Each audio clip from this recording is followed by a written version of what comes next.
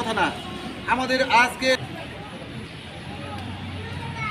দাবি আদায়ের লক্ষ্যে আমরা কর্মবিরতি পালন করতে যাচ্ছি সারা দেশব্যাপী। আমাদের 6 দফা দাবি যতক্ষণ পর্যন্ত আমাদের 6 দফা দাবি আদায় না হবে ততক্ষণ পর্যন্ত আমরা ঘরে ফিরে যাব না। আমাদের আন্দোলন চলমান থাকবে। দীর্ঘ কয়েক বছর যাবৎ আমাদেরকে যে এরকম ঘুরাচ্ছে, আমাদেরকে শুধু চিঠির মাধ্যমে, কথার মাধ্যমে এরকম শুধু আশ্বাস দিয়ে আসছে। আমরা এই আশ্বাসে আর বিশ্বাসী নয়। আমরা এখন জিওর মাধ্যমে সেটা বিশ্বাস করতে চাই, এবং সরকারি যখন আদেশ আসে তখন আমরা আমাদের যে মানুষের সেবা করি, আমরা যে বাচ্চাদেরকে টিকা দেই, এই টিকা দিতে যাব। যে পর্যন্ত আদায় না হবে আমাদের তৃণমূলের স্বাস্থ্য সহকারীরা আমরা কাজে ফিরে যাব না।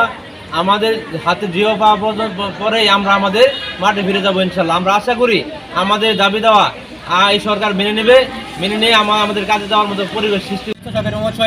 আমাদের যে 6 দফা দাবি নিয়ে আমরা আন্দোলন করছি, এই মুহূর্তে অক্টোবর 1 তারিখে আমাদের আন্দোলন চলছে, আজ পর্যন্ত চলছে।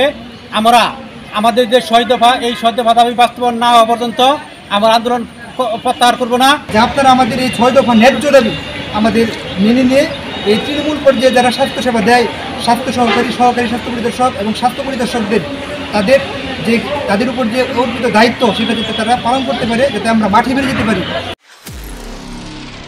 নিরপেক্ষ, সত্য প্রকাশে আপোষহীন।